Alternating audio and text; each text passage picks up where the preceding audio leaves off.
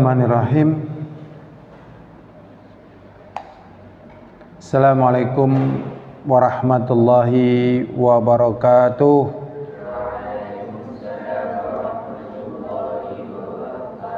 Alhamdulillah, wassalatu wassalamu ala rasulillah wa ala alihi wa ashabihi wa man tabi'ahum bi ihsanin ila yaumiddin wa ba'd.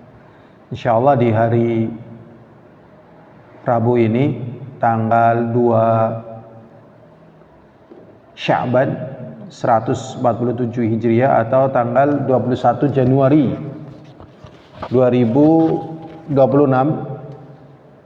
kita akan memulai belajar tafsir. Kitab yang ana pakai tafsirnya pakai kitab tafsir As-Sa'di. Ada tafsir Muyassar, ada tafsir Mukhtasar Baghawi, ada juga tafsir Ibnu Katsir. Tetapi yang kita baca, yang buat pegangan adalah tafsir As-Sa'di. Ini lebih mudah. Walaupun kadang nanti kita juga akan melihat sebagai rujukan tafsir-tafsir itu tadi, terutama mungkin tafsir Ibnu Katsir. Sebelum kita membaca tafsirnya, kita baca bersama-sama dulu surat Thaha ayat 1 sampai 5. Dibaca bersama-sama.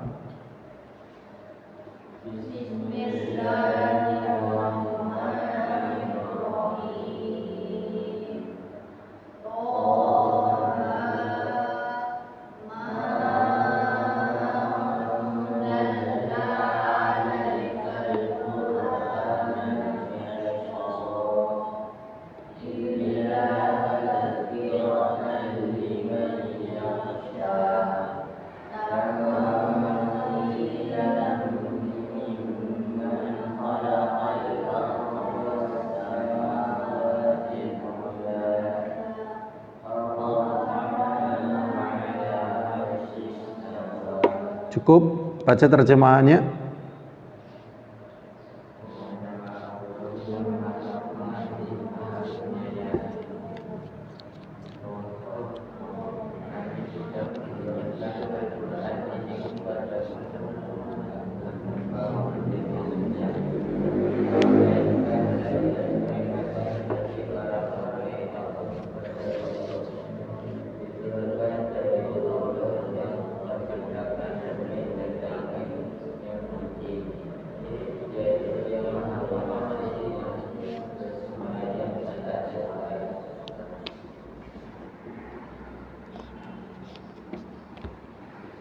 Bismillahirrahmanirrahim. Dengan menyebut nama Allah yang Maha Pemurah lagi Maha Penyayang.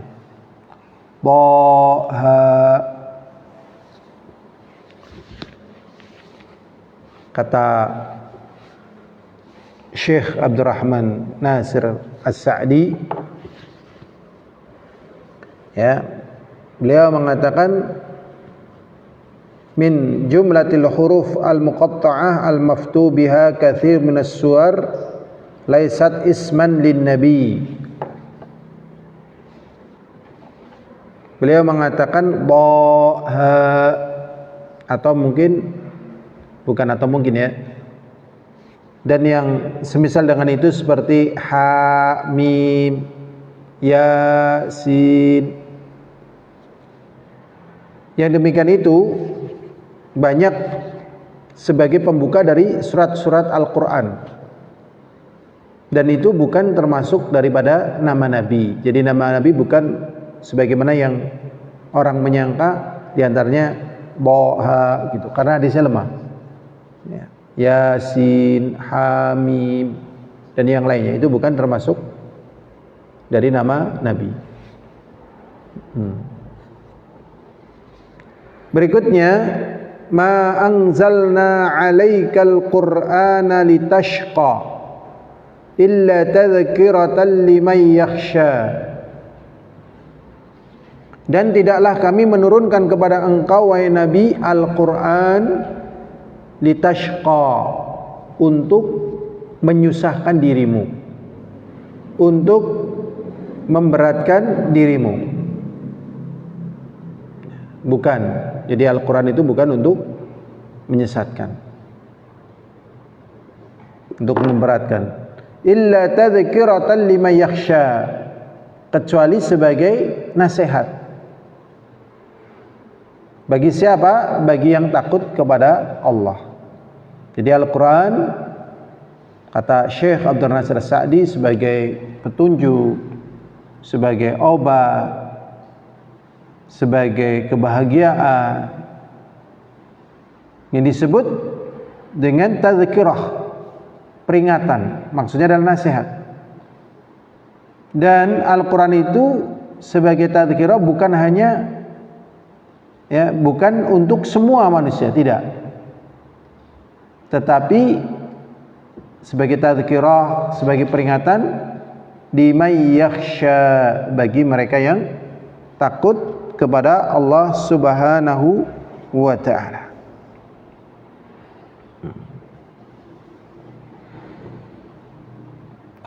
Berikutnya, tanzilan mimman khalaqal arda was samawatil ula. Al-Quran itu diturunkan oleh zat, diturunkan berarti dari atas ke bawah. Al-Quran itu diturunkan dari zat, berarti dari atas ke bawah. Mimman khalaqal arda, dari zat yang telah menciptakan bumi. Was samawatil ula, dan dari langit yang tinggi.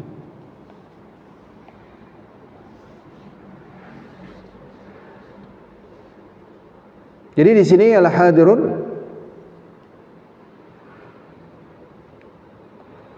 Allah Subhanahu wa ta'ala menurunkan Al-Quran. Jadi Al-Quran itu bukan makhluk, karena Allah Subhanahu wa ta'ala juga mengatakan Allahul khalqu wal amru, ketahuilah kepunyaan Allah itu penciptaan dan urusan. Sedangkan Al-Quran itu diturunkan, bukan diciptakan. Jadi Al-Quran itu bukan makhluk. Ya, Allah mengatakan tanzilam mimman khalaqal arda was samawatil ula, diturunkan dari zat yang telah menciptakan bumi dan dari zat yang telah menciptakan langit yang tinggi. Jadi Allah turunkan pada makhluknya. Makhluknya adalah diantaranya langit dan bumi. Berarti Al-Quran itu bukan makhluk. Berarti Al-Quran itu bukan makhluk.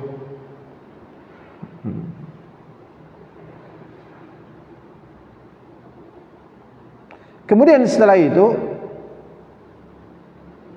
tatkala Allah Subhanahu wa ta'ala yang telah menciptakan bumi dan telah menciptakan langit yang tinggi yang demikian agung, dan Allah memiliki urusan, larangan, perintah, petunjuk, ancaman, yang itu bukan makhluknya yang disebutkan di dalam Al-Quran.